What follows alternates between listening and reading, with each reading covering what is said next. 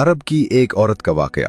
अरब में एक औरत थी जिसका नाम उम्मे जाफर था। वो इंतहाई सखी और फयाज थी। लोगों में यूं तकसीम करती थी कि दाएं हाथ को बाएं हाथ का इल्म ना होता। कुछ दिनों से वो एक खास रास्ते से गुजरने लगी। इस रास्ते पर दो अंधे बैठे होते थे। ये दोनों सदाएं लगाते।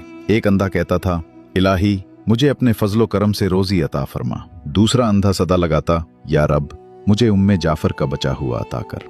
उम्मे जाफर दोनों की सदाएं सुनती थी और दोनों को कुछ न कुछ अता करती थी। जो अंधा अल्लाह के फजल का तलबगार होता उसे वो 2 दिरहम दिया करती, जबकि जो अंधा उम्मे जाफर के फजल का तालिब होता उसे वो एक भुनी हुई मुर्गी अता करती। दिलचस्प बात यह थी कि जिसे भुनी हुई मुर्गी मिलती वो अपनी मुर्गी दूसरे अंधे को 2 दिरहम में बेच देता। ये सिलसिला कई दिनों तक चलता रहा।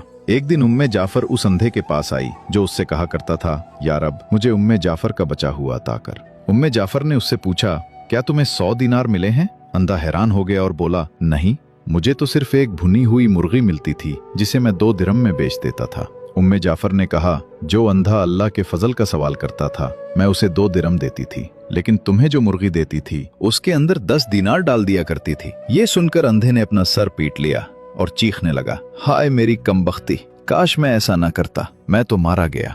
उम्मे जाफर ने बड़ी नरमी से कहा, यकीनन अल्लाह का फजल तलब करने वाला कामयाब है और इंसानों के फजल का तलबगार हमेशा महरूम रहता है।